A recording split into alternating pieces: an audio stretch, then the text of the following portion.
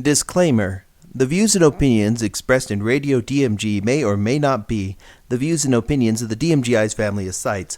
All music used in this podcast is the property of whoever made it, and no copyright infringement is intended. God bless this albatross, and hold on tight for the awesome you are about to receive. It's good to be the king. Welcome to Radio DMG. I am your host, Philip Wesley, the Mile High Mouth, and today is September 2nd, 2011. Today, we're going to do something a little bit different. We're not going to have newsity because there is so much of it and so vast amounts of it that I'm going to go ahead and put it in a separate podcast. I'm sorry, we're just going to do an all newsity podcast right after this because there's the Dragon Warrior conference coming up. Dragon Quest conference coming up in Japan. There's Gamescom over there. Is it not Gamescom? Wait, it's a Tokyo Game Show. There's that. There's a bunch of stuff coming up. We also have Non-DeskCon coming up, and then I'll be explaining a few things about animation as art and the two new shows for Radio DMG. So there is a lot to go over, and because I want to devote a lot of this time in this episode to Peter S. Beagle and his work of art, The Last Unicorn. The Last Unicorn was a book written by Peter S. Beagle. I don't have the time that he wrote it right in front of me in my notes, sorry. But it was made into a movie, an animated movie in about 1982. It came out, and it is amazing. You should go check out the book or the movie if you haven't already. They're available on DVD and Blu-ray. I suggest that before you listen on, you should make yourself familiar with the work of Peter S. Beagle. In fact, to make you just slightly familiar with it, I'm going to go ahead and read a little bit from the first chapter in The Last Unicorn. I'm just going to read a little bit of the, just so you get a flavor of this type of writing. It's really good, actually. Here. The Last Unicorn by Peter S. Beagle, Chapter 1. The unicorn lived in a lilac wood, and she lived alone. She was very old, though she did not know it, and she was no longer the careless color of sea foam, but rather the color of snow falling on a moonlit night. But her eyes were still clear and unwearied, and she still moved like a shadow on the sea. She did not look anything like a horned horse, as unicorns are often pictured, being smaller and cloven-hooved, and possessing that oldest, wildest grace that horses have never had. The deer have only in a shy, thin limitation, and goats in a dancing mockery. Her neck was long and slender, making her head seem smaller than it was, and the mane that fell almost to the middle of her back was as soft as dandelion fluff, and as fine as cirrus. She had pointed ears and thin legs, with feathers of white hair at the ankles, and the long horn above her eyes shone and shivered with its own seashell light even in the deepest midnight. She had killed dragons with it, and healed a king whose poisoned wound would not close, and knocked down ripe chestnuts for bear cubs. Unicorns are immortal. It is their nature to live alone in one place, usually a forest where there is a pool clear through enough for them to see themselves, for they are a little vain, knowing themselves to be the most beautiful creatures in all the world, and magic besides. They mate very rarely, and no place is most enchanted than one where a unicorn has been born. The last time she had seen another unicorn, the young virgins who still came seeking her now... Oh, whoops, my bad. Wait, the last time she'd seen... I can't read. Well, I can't read out loud. But you kind of get the idea. I suggest that you check it out, and you definitely should read his work. It's available online. There's even an audiobook that's narrated by Peter S. Beagle himself. And I think you should check it out.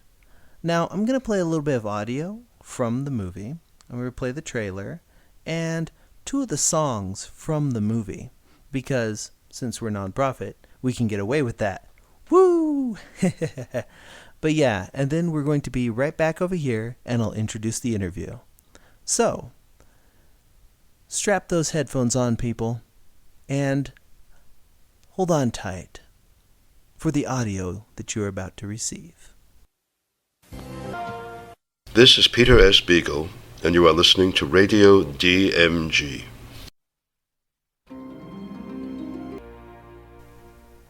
And we're back. Well, I'm back. Okay, I have to admit, I really, really love the music in The Last Unicorn. And, well, it does make this particular episode seem kind of melancholy. In fact, this episode is called Into the Woods with Peter S. Beagle. That's the name we decided to give it. The Into the Woods part is actually a reference to Sondheim? Sondheim. Anyway, Stephen Sondheim. Anyways, I probably would explain that in more detail, but I intend to do a Keeping the Bridge.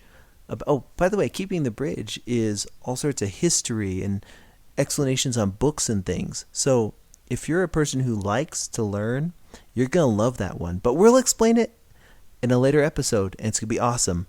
But for right now, I'm going to go ahead and do another bit of music. That last bit of music was the theme to the movie The Last Unicorn by America. And this one here, this next upcoming one, I thought was kind of interesting because it's Jeff Bridges singing. Yeah, that Jeff Bridges from like True Grit or The Big Lebowski or so many other things. The dude sings. Anyways, I thought you might enjoy it, and then we'll be back with the interview. So, stay right there. You're listening to Radio DMG. I'm Philip Wesley, the Mile High Mouth, and we're going to cue the music. Been a while since I said that. Yeah, I like the music in this movie a lot.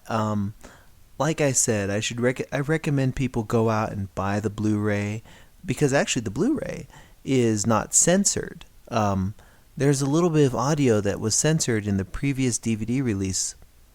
There's a part where one of the characters says "damn," and it's important though because it drives part of that character's emotion. Now, The Last Unicorn is not really a happy story. It's a story full of a lot of trials and tribulations and heartbreak.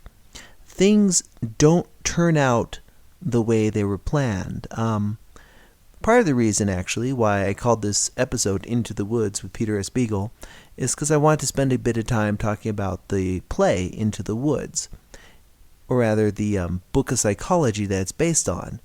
We'll do that at a different time, probably in Keeping the Bridge. We'll examine that piece of artwork and explain about it and give a bit of background on it, because a lot of what Keeping the Bridge will be doing is educational.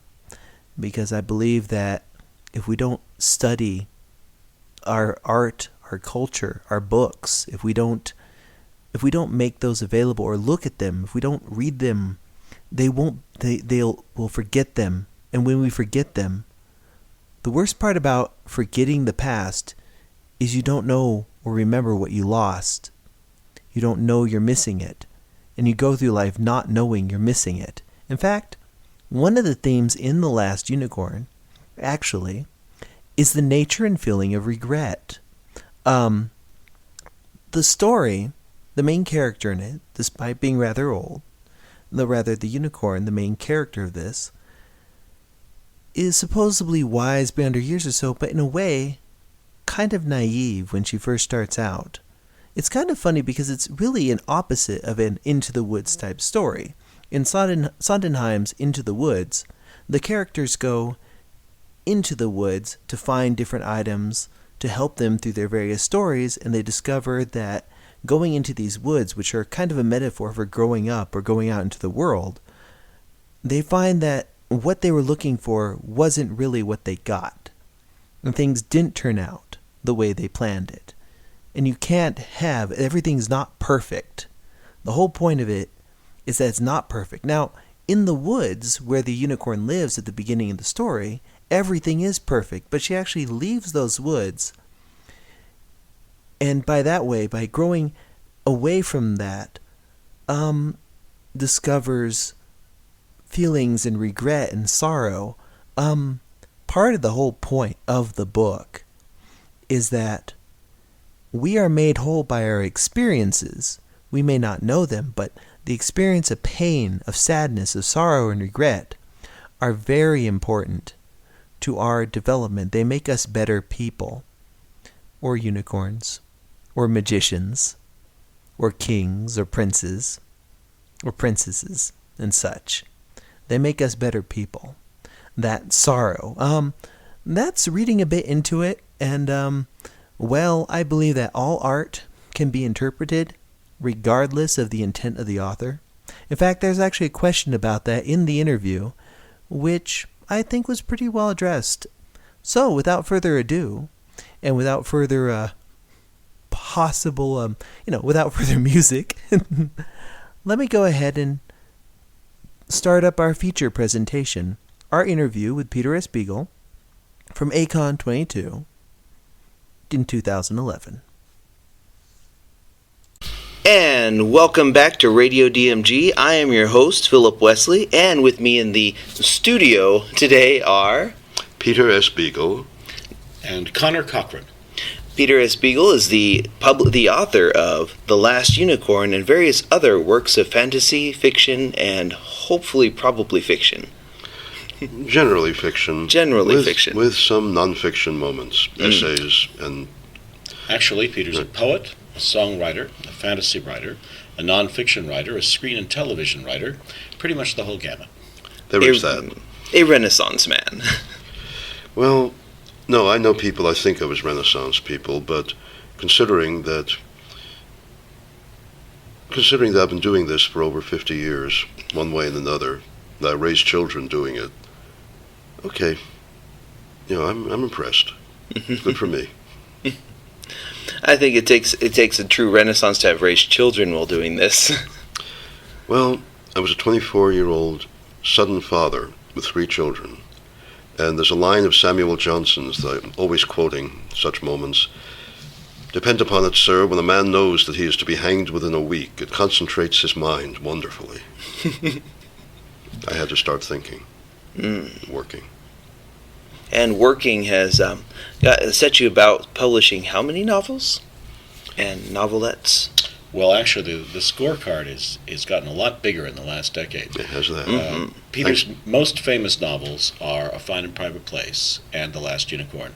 But he also has novels like The Folk of the Air, The Innkeeper's Song, Tamsin, and upcoming 2 new novels, I'm Afraid You've Got Dragons and Summerlong. Working with me in the last 10 years, I kind of kicked him in the butt and said, you should write more short fiction. People need to know you really exist still. And although he wasn't really known for his short fiction, between his first story that he sold when he was 17 and 1996, he only actually published about 4 pieces of short fiction, maybe 5. And then in the late 90s, he published another 6 or 7. But since we started working together in 2002, he has actually written over 70 pieces of short fiction, short stories, novelettes, novellas. Mind you, during that time, thanks to Mr. Cochran, to whom I'm eternally grateful, I have amassed a total of roughly 7 hours and 25 minutes of sleep. Ooh, wow. Well, that was only because you took 2003 off. True. True. Well, it's a restful year. Absolutely. So, going into these, what set you forward starting on your first book? What was when did you get into your head to write this book? Well, I always wanted to write. I can't remember not wanting to write. Once it was really clear that being a great jazz guitarist or playing first base for the New York Yankees, both out. So that left nothing to do but write.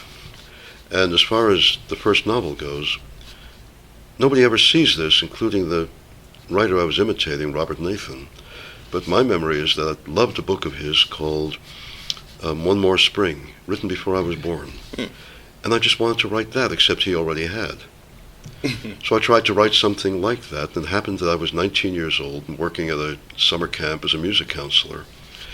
And after the children were put to bed in their various bunks, there's really nothing to do in the evenings. And I had an empty room I could work in, and my little portable typewriter with a birthday present, and lots of paper. So I just started writing. And as I say, to my mind, I was imitating Robert Nathan the best way I knew how. But I got about 3 chapters done that summer in that empty room in the camp. And when I went back to college, I kept on working. And I had a couple of very good writing teachers who were very helpful and very supportive. and a roommate who didn't mind, if I was typing at 1 a.m. You can't really type quietly, even on a Hermes noiseless portable. But I gave it my best shot and really tried not to wake him. And by the end of that senior year, I had most of a first draft, and that for the rest of the summer, I worked on finishing the book. And that would have been 1959. And it's been a part of your life since. Well, again, Robert Nathan warned me when I dedicated The Last Unicorn to him, this is going to be the book people know who don't know that you ever wrote anything else. But I find it, which is true, it's the way it's worked out. And he lived long enough to remind me that he called it. But A Fine and Private Place has always had its own cult. It was always my mother's favorite. It was what attracted Connor's attention when he was 14. Peter had 2 books put in mass market paperback in 1969. One was A Fine and Private Place, and the other was The Last Unicorn. I read A Fine and Private Place first, was absolutely floored by it. I was 14 years old. I read The Last Unicorn about a month later and couldn't believe that the same writer had written 2 such very different but equally amazing books, and I've been a raging fan ever since. There was a book in the middle, which has never been published. I didn't think of myself consciously as a fantasy writer then. I just wanted to write Fine and Private Place. Now I needed to do a mainstream novel, set, in the hard and fast reality of our times. And I wrote, a second novel about a young musician, not writer, wandering around in Paris, as I was doing then. And it's like the old joke about the curate's egg. It's very good in parts. There's actually a fragment of it that's going to finally surface and be part of a book we're doing. It's going to romp through Peter's filing cabinet. A few years ago, Subterranean Press published a limited edition book called The Last Unicorn, The Lost Version, which was the first radically different, unfinished 85-page draft of The Last Unicorn, plus a new introduction and afterward. And we're taking that material and a lot of other stuff, the 4 chapters that were cut out of A Fine and Private Place by the publisher before the book was released, and many other little bits and pieces of material from the filing cabinets to explore Peter's creative process and history. And one of the things in there will be a couple of sections of that unpublished mainstream novel from 1962. What was the name of that novel? What the hell was it called? He called it. It's a name we've stolen to use later. That's it. He called it The Mirror Kingdom, and we've since actually used that as a version of that, Mirror Kingdoms, as the title of a best of anthology that was published by Subterranean Press. Going through like a Fine and Private Place and The Last Unicorn, going through a lot of earlier works from other writers and such, like Robert Heinlein or Philip K. Dick or H.P. Lovecraft, you see kind of a little bit of politics into some of those. Do you feel that there is any kind of worldview or politics in A Fine and Private Place or The Last Unicorn? Is there a message you are trying to convey? Not consciously. There'll be moments when I'm making a point through a character, or a character's making a point through me. I dread allegory, symbolism. I always go back to Mark Twain's introduction, a few lines before Huckleberry Finn. Person is attempting to find a moral in this story will be banished. There's a couple of degrees, I can't remember the second one, but the third is person's attempting to find a plot in it will be shot. No, I put it like this. Years and years back, I made the mistake of attending a seminar on my work. I'd never had one of those before. It was very academic, rather drowsy-making, but a woman I liked and had known read a paper on my symbolism, and she was on a novel of mine called The Folk of the Air. There's a old, dumpy woman in there named Sia, Athanasia Sioris, a Greek woman, who turns out to be an extremely ancient goddess. And she's called Sia for short, Athanasia. And, my acquaintance pointed out that it was really clever of me to name such a person Athanasia, because apparently in Greek it means immortal beauty. And then I had to get up and say, Jane, I named her Athanasia because when I was in high school, I had a big crush on this Greek girl named Sia, Athanasia. Her father was named Athan, and hers was the feminized version. And it was the only name that came into my head when I was writing the book. All symbolism purely accidental. Entirely. Accidental or occidental, right?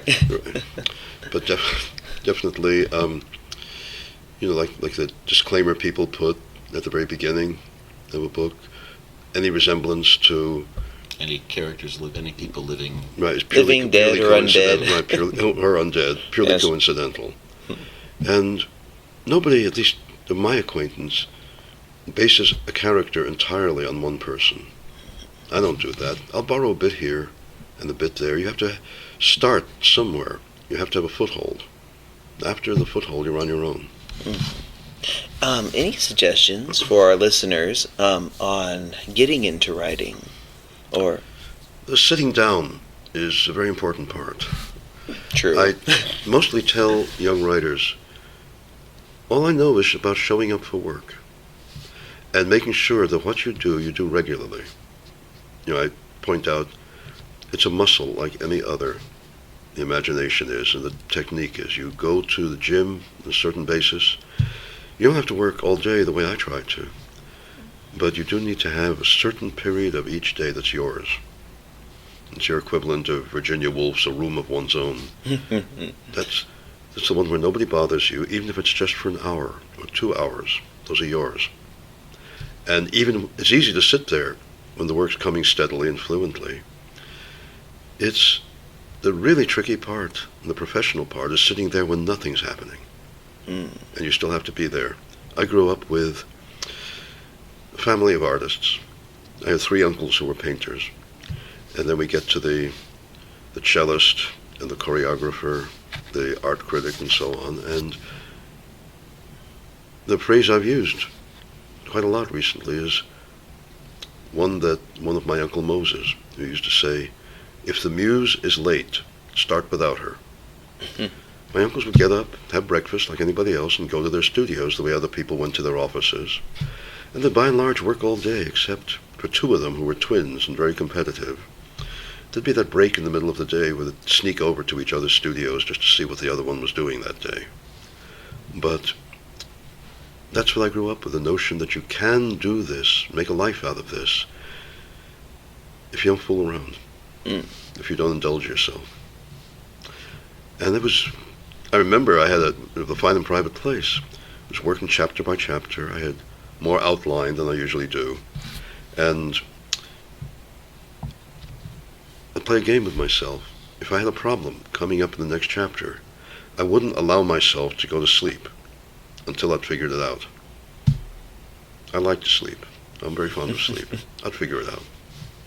And you've been losing sleep, though, for The Last Unicorn for quite some time. There was that, you did a really great announcement this year at ACON 22 about finally winning that legal battle that's been raging on for years. Well, now, winning is perhaps not the right term, because there wasn't actually a court case or a judgment. What happened was, for 7.5 years, we have been engaged in attempting to get the English company that owns the movie, The Last Unicorn, to actually live up to the contract and pay Peter what he's due. Just to give you numbers, in the last 11 years in America alone, 2.5 million VHS tapes and DVDs were sold, and Peter received not penny one from any of them, except the ones we sold ourselves at conventions or on the website we set up to help Peter. That's a pretty extreme case of ignoring a contract. And they had all kinds of standard Hollywood reasons for doing so. There was a claim that they hadn't made any money, and we'd knock that down, and then they'd claim something else, and we'd knock that claim down, and we'd be back around in the loop to the first claim. Claims contradicted each other constantly. It was quite annoying. But finally, when we were just about to go to court, we were actually able to leapfrog over this particular company and go to their parent company, which is ITV. It's a very, very large European media conglomerate, about £2 billion a year in business. It's kind of like saying ABC or CBS or NBC here in the States. It's a huge channel. Or Fox or The Guardian over there, that type of thing. Sky TV. It's huge. They are actually the single largest source of original television programming in Europe. Big, big company. And we went straight to their new CEO with our legitimate complaint. And we're fortunate enough to run into people who actually cared about proper treatment of creatives. And they looked at the facts and came to the same conclusion that we came to. And it wasn't so much winning as finally getting the attention of people with the authority to say, yes, this contract should be paid attention to, as opposed to a kind of standard middle management in a creative company where they're just trying to save the company money and polish their own careers by doing so. These people deserve to be named. The CEO of ITV is Adam Crozier, and I have nothing but the greatest respect for Adam because he's the person who specifically tasked a man named Andrew Garrard with bringing this to a healthy for all parties conclusion. Andrew is the group legal director and corporate secretary of ITV, and when we met him for the first time last fall in New York City for our first negotiation, he and Peter hit it off like gangbusters. It turns out that Andrew is actually a reader. In fact, he proudly let us know that he'd read The Lord of the Rings 15 times by the time he was 17 years old. And of course, since Peter wrote the screenplay for the first film version of The Lord of the Rings, they hit it off just immensely well. And in fact, of that 2.5-hour meeting, I'll tell you that about half of it was just the two of them talking favorite authors with each other. And so we've had months of discussion. We've come to terms. It's all settled up now. Peter's getting paid what he's owed. And we're actually doing more than that. We're putting good business together, working with ITV to see that The Last Unicorn is brought out in an even bigger, brighter fashion than it ever has been before.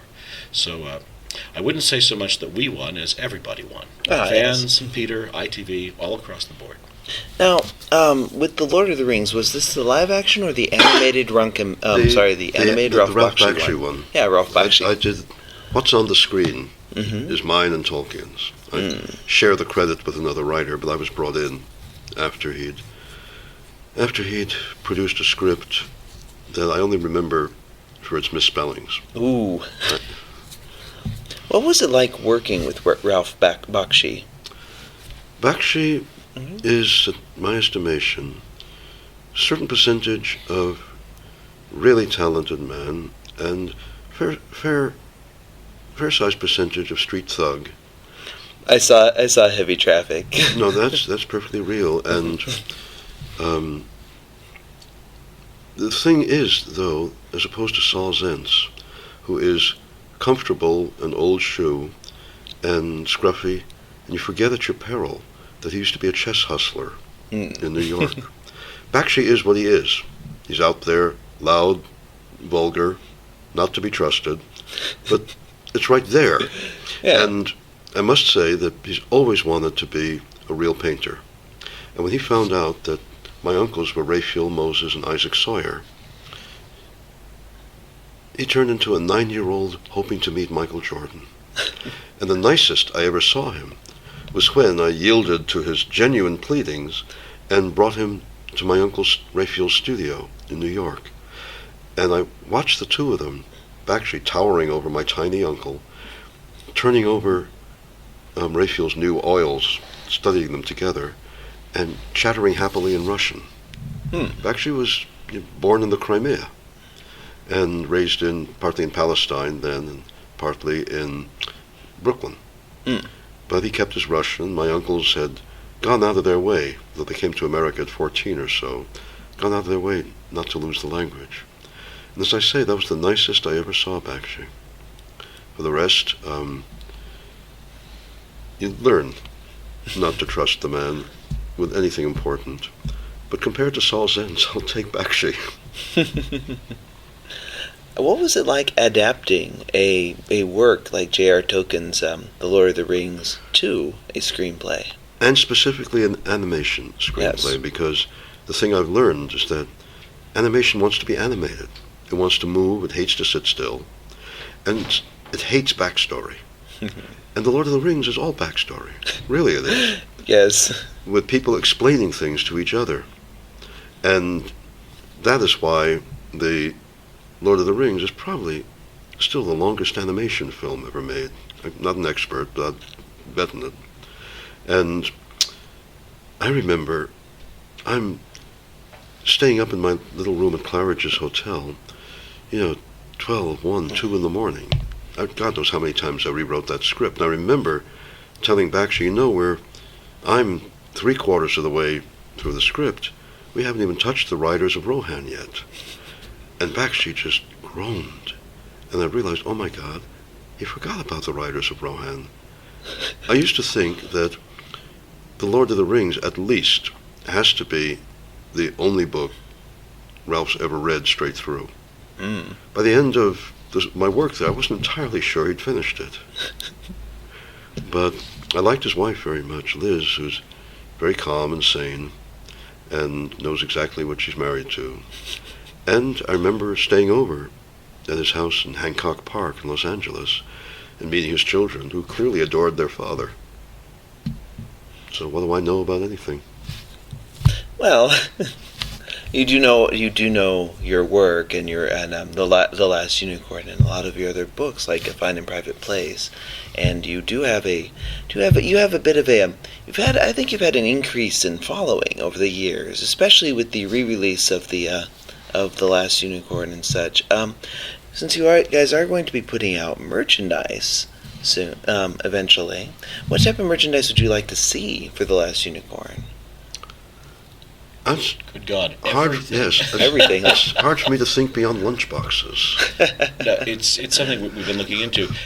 You can go to Comic-Con or Dragon Con or all these conventions and buy the strangest, most wonderful merchandise about the most obscure things, and yet you can't get anything based on the Last Unicorn. Not even My Little Last Unicorn. Right. Or Perfume, yes. Well, that's new. That's new. That's new. And the reason for this is because the nature of the tangle of rights that was created by the original film contract, because it really did mess up and divide things in ways which made it unwieldy and gave incomplete pieces to lots of folks. So we, for example, are able to do certain kinds of merchandising. Recently, we've done an agreement with Black Phoenix Alchemy Lab to do a line of perfumes, 28 cents, based on Last Unicorn. 14 of them are out, 7 more are about to come out, and they're quite wonderful. But they can't have the imagery from the film on them. They can't be marketed in connection with the film because of the way the rights, prior to this settlement we're working on. You could always write it in French. No. Le Final Unicorn. No, you can call it The Last Unicorn. That's not what I'm talking about. You can't use the visual imagery. We wound up actually having Renee DeLiz, who did the graphic novel for IDW, the art for that, the pencils, do the pencils out on the label. But this is what I mean. You can't have we could go make a Last Unicorn figurine, but it couldn't look like the Last Unicorn in the movie. Meanwhile, ITV could go out and make those sorts of things, but they just didn't. People would come to us saying they wanted to make them, and we'd send them to the licensing department at ITV, and they just bounce off and get no response. In fact, in all the years they've had the property, the only merchandising they ever did with it was one lunchbox deal and one T-shirt deal with Hot Topic for about a year and a half, and some socks. I've seen some Last Unicorn socks that were generated in about a year back in 1999. But nothing else. Now, that's going to change. There's all kinds of wonderful things that fans like to have, and we're going to, one by one, start making certain they happen. Going back to books for a bit, are there any modern authors that you read? But not everybody knows them. There is a writer, lives in Seattle, about my age, named Michael Gruber, Gruber. I don't know what the hell to say about Gruber. As far as I can figure, his background is in marine biology. But I know he's worked in Washington, D.C. Each of his books is different from the other, the way I try to keep mine separate. And I've never met the man, but I'll grab anything of his off the shelves. It's hard to say whether he's a fantasy writer or, I don't know, he's unclassifiable. But I just find myself whopper-jawed, as Huck Finn would say. Damn, I'd never have thought of that. Who the hell is this guy? So Gruber fascinates me. And I'm currently reading and being floored once again, but a historical novelist named Diana Norman, who was my email pen pal for some years and who died last winter. And I've been collecting her work, which is hard to find in this country, and thinking all over again, damn it, Diana, did you really not know how good you were? Her husband said she never really did. That happens with a lot of authors. It's kind of rare. It was kind of rare, even like in today's age. We have a lot of the internet and all those types of social mediums where people find authors a little bit easier. It used to be that people would just waller, I suppose, in obscurity for the majority of their lives, which is why it's a good thing and a very fortunate thing that you are being recognized for your work and your contributions to literacy and to essentially culture. A writer named Harry Bernstein, who literally became famous at 96, died recently at 101. But he had written a memoir, which suddenly made him famous at 96, but he'd written fiction. He was obsessed all his life with reading. And I happened to have read the memoir. I didn't know that it had made him famous. I was delighted to hear it. As I say, he was 96. Again, luck has a lot to do with it. Patrick O'Brian, is known for his novels about seagoing novels about the Napoleonic Wars. Patrick O'Brian had been around for quite a while. When the New York Times editor of the New York Times Book Review happened to need something to read on a transatlantic flight, read one of O'Brien's novels, wrote a 2-page spread about his work in the book review, and all of a sudden, at a fairly advanced age, Patrick O'Brian was famous. Which reminds me always of the line of the pitcher, Lefty Gomez, who pitched for the Yankees in the 1930s. He said, if they ever give you a choice between being lucky and being good, take lucky.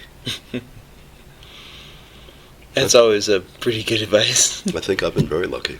And you've had a pretty good publisher too to help you with some of this, because I admit I originally bought one of the first when I saw The Last Unicorn on DVD. I bought that first one, the one with the I bought the first one that came out, and then when I heard that you weren't getting paid for it, well, as soon as I was able to buy one where you would get paid for it, I bought that one because, frankly, it's a great movie. It's one of those that I grew up with. During the 80s, I watched a lot of animation, and during the early 90s, lots of animation. Growing up in the 80s, we'd watch animation on Saturdays. I liked a lot of the fantasy ones, like the Chronicles of Narnia, or even some of the more bucolic books, like Anne of Green Gables and such. The live action stuff for that, but. Books are a big part of the fandom here at ACON and outside of this, like at Comic-Con and such. A lot of you've got a lot of brand new fans. Is there a message that you'd like to tell them about your books? Like, let's say, for example, this is the first time they've heard of you. They don't know much of your work. They may have heard about The Last Unicorn from their friends or so. Would you rather they start with A Fine and Private Place or with The Last Unicorn? I don't really care. I don't really care? I know that the movie, for which I'm very grateful, has led a lot of people to the book. So that's usually the one people discover first. If they're interested, they find other books of mine. The way, if I fall in love with a writer, I'll try to jump on everything they've ever written. And the only message I have is that I do try not to repeat myself. I get very nervous if I think, damn it, I used that before. Where the hell did I use that? I know I have. I can speak to that for a moment because I'm the raging fanboy here. I've been a fan of Peter's work since I was 14, like I said before. I know lots of writers. Peter's now 72. I know lots of writers who are still writing well into their 70s and later, and some of them are writing really, really well. But they tend to be writing the thing they write. You know, it's the mystery novelist who's writing the 25th book about his or her famous character, and you buy that book because you love that character and that writer, and it's like buying chocolate ice cream again, because you just feel like having some more chocolate ice cream. Robert Parker comes to mind. But Peter, because of this almost pathological fixation on not repeating himself, you can sort of start anywhere. You can find whatever story or novel appeals to you and develop your relationship with that, and then go try something else. And the only thing that you can be guaranteed is that it's going to be incredibly well written, and that it's going to be deeply moving in some fashion. I know, again, lots of people can scare the hell out of me, lots of people make me laugh. Peter's one of the very few authors who can make me feel 3 or 4 conflicting emotions all in the same sentence. And it's a real thrill as a reader to go through that kind of rich interplay of emotion. So my best advice to anybody is just start anywhere and keep reading, and be ready for surprises, because there is, for example, that Mirror Kingdoms collection. Jonathan Strahan selected 20 of Peter's best stories to put in what Peter called the Big Brick of Beagle, since it was such a thick book. And it's unlike most collections. You simply, if you were to take the name Beagle off and just put the stories out there and ask someone, they'd tell you that 20 stories written by at least 10 or 12 different authors, not by one man, because they're just so diverse. It's fun, though. There's a French writer dead some years ago named Romain Gary, Gary, whom I always loved reading. But part of my attraction to Gary was that he didn't hesitate to do something entirely different than the last time. If it bombed, well, it bombed. You try something else. But clearly he was keeping himself interested as well. And people like that are the ones who catch my attention. Again, like Michael Gruber, I don't know who the hell you are, but okay. I don't know anything about this book, can't make anything out of the jacket copy, but I'll read it. There's a question I do like to ask a lot of the people I interview, especially at conventions like this. Now, at these conventions, there's a lot of energy that goes around. A lot of these fans, they're very exuberant and outgoing. Yes. And very, very, very, very, I guess, positive. And so inside the convention, but outside of it, they tend to clam up and be very shy or withdrawn. A lot of them have actual trouble relating to people outside of conventions. Is there any advice you would give them to help them become more assertive, or to bring that energy they have at the conventions to their everyday life? I grew up very shy. I was comfortable with a few close friends who are still close after 65 years, and animals. I'm very good with animals. What I do, talking to total strangers who come up worshipfully, is something of a trick, but or learned behavior, whatever you want to call it. But what I do know is that I learned to ask people about themselves, because people want to talk about themselves. And it's only in conventions that a lot of them get to do it. And I suppose my advice is simply partly it's just plain practice talking to people who aren't of your particular persuasion, so to speak, people who have never read Tolkien, whatever. But I know it does take practice, but it's like the outreach program for bullied gay, lesbian, transgender people, transsexuals. It does get better. And having done this so often, there's a great deal I can do in my sleep. I try not to do it in my sleep. Sometimes it's good to be awake, especially if you have to write. But I mean, I'm trying not to fall back on things I've said 1,000 times. I try to talk to individuals. Sometimes it's hard. Sometimes I'm tired and I'm not up to it, and it's just easier to let experience speak for me. But you always find always hit, especially at conventions, by things you simply couldn't have expected. Whether it's people who will tell you that your work was the only safe place they had in a lifetime of childhood abuse, or the ones who can't even approach you, who just stand there trembling on the edge of tears, and of course you have to go around and give them a hug and tell them it's all right. I never never believed for a long time that my work had that effect on people. Now I accept it, but I can't ever take it for granted. And it keeps coming in very strange ways.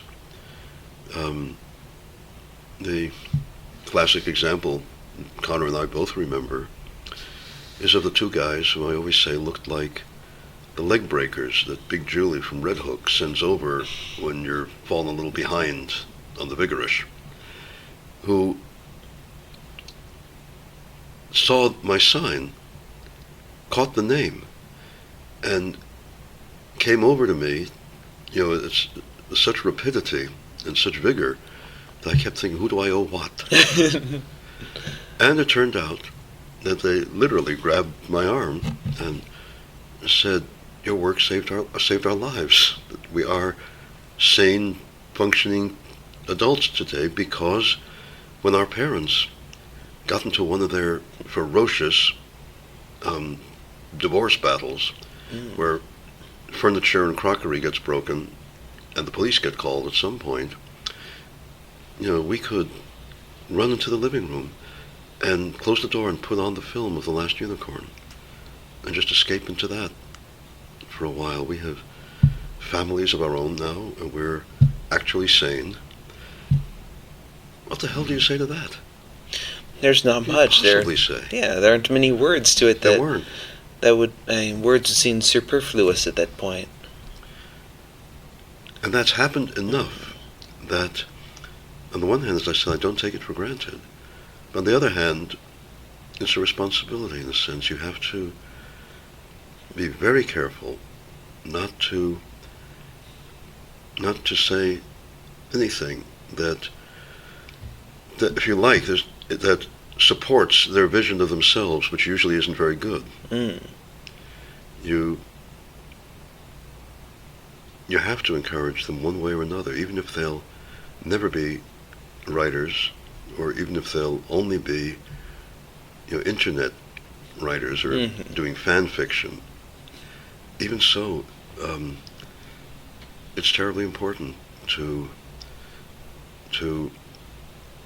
remind them that there was a time when that was my only escape into my parents' living room, which was wall-to-wall books. I used to say that I was weird on the street, and I knew it. Though the words nerd and geek weren't particularly around at the time. A geek was somebody who bit chickens' heads off in a carnival. That was what the word meant. But I knew I was, in my family I belonged, which so many of them don't feel. I knew I was safe in my parents' living room among those books, none of which were forbidden to me. So I'm very conscious of the people I'm talking to, and hate to use the phrase, but I have some notion of where many of them are coming from. And it's good to never take your readers for granted, or time for that matter. Time's definitely not something to take for granted. No, and I want to thank you for your time with us today. And I want to thank you for devoting this time and giving us this interview. And I hope you guys enjoy your time at the convention. And I'm looking forward to the merchandise and stuff next year, and to what your plans are for the future. Which we're out of time right now, so I won't ask you about that yet. People just have to check up on. People can find him. He's got a Facebook page, Peter S. Beagle. There's also a main Last Unicorn fan page on Facebook where we post all this information. He does a wonderful newsletter called The Raven. It's lots of fun, and people can sign up and get it directly through the Conlon Press website. I already do. And so, if you already love Peter's work, come and find us. If you think you might love Peter's work, well, give it a try. There's more coming. Oh, definitely. Quite a lot.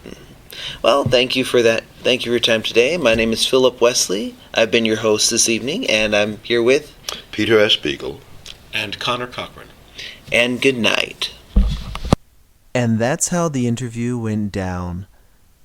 To be honest, I feel that about 39 minutes was way too short for the interview. But, well, if it were up to me, that interview would be about 2 hours long.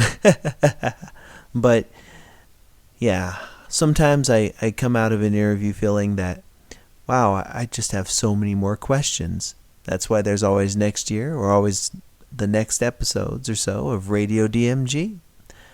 So, I'm going to go ahead and close out this episode with a song by a passenger, actually.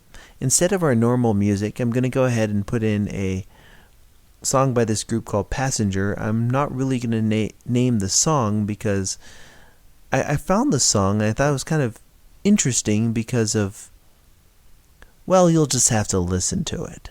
So, just signing out for this episode of Radio DMG. My name is Philip Wesley, the Mile High Mouth, and good night.